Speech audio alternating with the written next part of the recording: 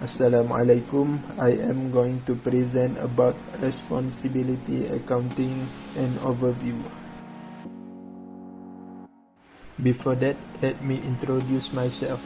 My name is Muhammad Arif bin Zamri from class 3A. First, we look at introduction of decentralization.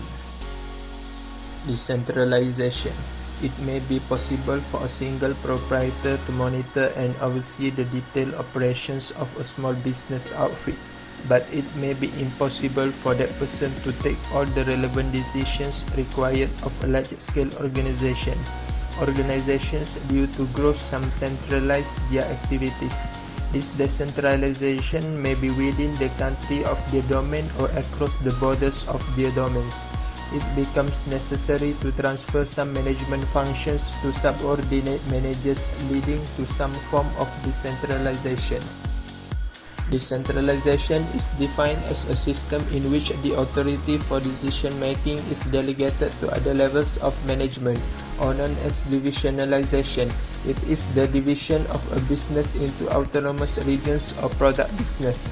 Each division has its own revenue, which might be a subsidiary under the head office or profit center or investment center within a single company.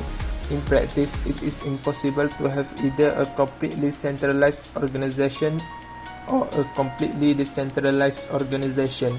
In effect, decentralization is a matter of degree along a continuum. We note that decentralization is more evident in profit-seeking organizations than in non-profit organizations. Effect of decentralization on planning and control. Speed in operational decisions as the manager at the division swiftly reacts to changing local circumstances. Encourage initiative and motivate managers. Increase flexibility and reduce communication gap. Encourage sub-decision making. The application of services which may be less expensive when centralized. Apportionment of overhead costs into individual profit center. Introduction of appropriate recording and measuring procedure. Advantages of decentralization.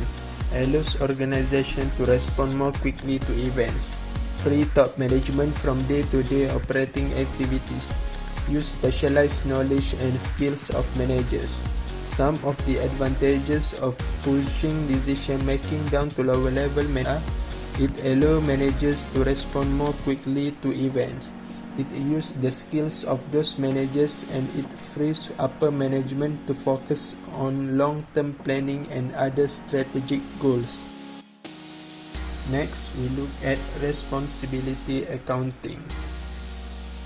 Responsibility accounting, as defined by SEMA, is a system of accounting that segregates revenue and costs into areas of personal responsibility in order to assess the performance attained by persons to whom authority has been assigned. Responsibility accounting can also be referred to as activity accounting. It is used to measure, evaluate, and monitor the centralization process. As a system of accounting, it distinguishes between controllable and uncontrollable costs. This enables every manager to be aware of terms which are within his area of authority. With responsibility accounting, it is possible to identify or recognize decision centers within an organization for the purpose of tracing costs to individual managers. Within the concept of divisional performance evaluations, there are of responsibility centers which can be referred to as responsibility accounting units. These are cost center, profit center, and investment center. Responsibility centers. First, cost center. A cost center is defined as a location, function, department, or section in respect of which cost may be ascertained and relate to cost units for control purpose only. Cost center form the basis for building up cost records for cost measurement, budgeting, and control. Second, profit center. A profit center is any subunit of any organization which is responsible for revenue, cost, and profit. It is a unit to which both revenue and cost are assigned, such that the profitability of the subunit can be measured. Lastly, investment. It is a unit of an organization where a divisional manager is allowed to exercise some discretion about the amount of investment undertaken by the division. In assessing the result of the center, the profit earned must be related to the amount of capital invested. It is measured by return on capital, ROLE, otherwise referred to as return on investment, ROI. Characteristic of cost, profit and investment centers. First, cost center manager has control over controllable cost items. Second, profit center manager has control over cost, sales price and output volumes, and it is made accountable and responsible for profit achieved. Third, investment center manager has control over cost, sales price, output volumes and investment in fixed and current assets. Analysis of cost, profit and investment centers. The cost center relates to the ascertainment of cost for control purpose, and it forms the basis for building up cost in details. Profit center is responsible for revenue, cost and profit. The manager of the profit center has a responsibility of maximizing revenue by focusing on recurrent expenditure. Performance usually measured by volume of profit. Investment center, as defined by CIMA, is a profit center in which inputs are measured in terms of expenses and output are measured in terms of use, and in which assets employed are also measured. The excess of revenue over expenditure is related to the asset employed. Next, we look at transfer pricing. Definition. Transfer pricing as defined by CIMA is a price related to goods or other services transferred from one process or department to another, or from one member of a group to another. Transfer pricing is necessary in order to appraise the separate of the divisions or departments. It is used to evaluate the revenue accruing to the selling division and the costs or expenses incurred by the buying division. Objective of transfer pricing system. Goal frequency. Encourage each division to take decisions which are not only beneficial to the division but also beneficial to the whole organization. Must not encourage suboptimal decision making. Suboptimality is the maximization of divisional goals in detriment of corporate goals. The next, performance evaluation. The transfer pricing should be such that would enable central management to effectively determine the contribution of each of the divisions towards corporate profit. This would enable reliable assessment to be made of divisional performance. Lastly, autonomy, to maintain the maximum divisional autonomy so that the benefit of decentralization is achieved. The profit of one division should not be dependent on the action of other division. All divisionalized organizations where the activities are segmented into autonomous units and a great deal of delegated to the divisional heads. Methods of transfer pricing. First, cost-based transfer pricing method. Second, market-based transfer pricing method. Third, negotiated transfer pricing method. Fourth, arbitrary transfer pricing method. Lastly, dual transfer pricing method. Cost-based transfer pricing method. Cost-based method, transfer price is equal to the unit cost of production to the selling and responsibility center department. Cost could either be variable, standard or total cost. This method is good for its simplicity in getting cost information. It assists in production efficiency by comparing actual cost with budgeted costs. Market-based transfer pricing method is the price of the goods sold in external market.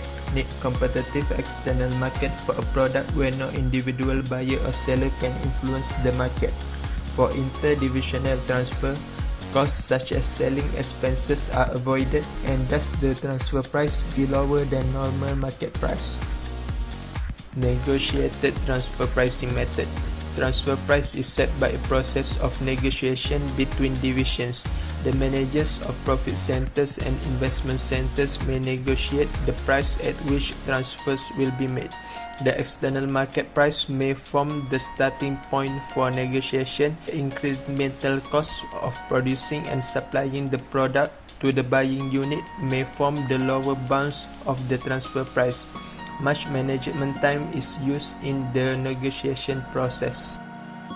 Arbitrary transfer pricing method. Under this method, the transfer price is centrally based on what top management conceive to be most beneficial to the company as a whole. Individual managers may have some say but no control over the price set. Dual transfer pricing method. It overcomes terms of marginal cost-based pricing. Dual pricing allows the division to set different price. The supplying division will use the price, example market price, that will allow a reasonable profit to be reported in their books. In receiving division book, the transfer will be charged at marginal cost. Lastly, we look at international or multinational dimensions of transfer pricing. In setting an international transfer price, a company will usually concentrate on satisfying a single objective. For example, minimize income taxation. By minimizing income tax through the use of transfer pricing, the company's profit after tax will increase. It should that national tax authorities of countries involved, that is the home country of the multinational corporation and the host country, are now taking a very close look at whether the transfer price constitutes an arm's length price.